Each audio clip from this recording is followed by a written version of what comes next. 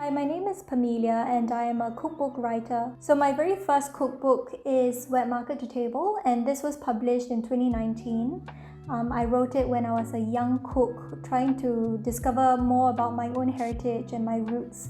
And so I explored Singapore's traditional wet markets, and I really wanted to understand the kind of fruits and vegetables that we had on our island. And now, nearly 5 years later, I'm releasing my second cookbook, and it's called Plantasia.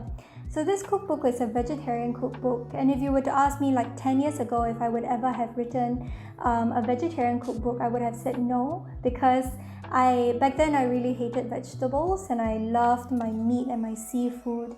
But it was only after I got married and I moved to Australia that I witnessed firsthand the impact of climate change, and it compelled me to want to change my diet. So right now I'm not vegetarian, but I eat way more vegetables and I have so much more appreciation for greens, and I think that was me writing Plantasia and me uncovering traditions in Asia or techniques in Asia that make vegetables delicious. So one of my favorite recipes in this book is for charred Brussels sprouts. And I know a lot of people hate Brussels sprouts because it can be quite pungent or quite bitter, and the texture is kind of hard when you don't cook it properly. But I find that when you really char them, there is this really beautiful, mellow kind of complexity that is coaxed out of the vegetable.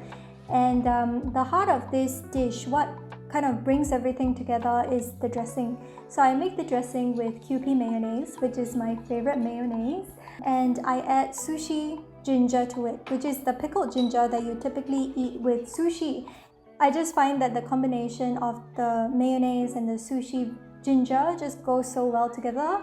And then the other components of this dish would be the tofu sticks, which I steam and then I deep fry. So it kind of creates these blisters in the tofu sticks, and it's very fragrant and very crunchy. And I find that when I serve this dish to the older generation, they really like it because it is a flavor that is very familiar to them, that smell of tauki or tofu skin. And then you also have grapefruit, or if you're in Singapore, you can use pomelo as well, and that helps to cut some of the richness of the mayonnaise.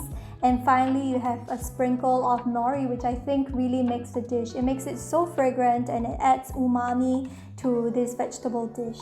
So for me, if someone were to cook a recipe from this book and they find it as delicious or as satisfying as a meat dish, then to me, my work as a cookbook writer is complete. I would think that is success.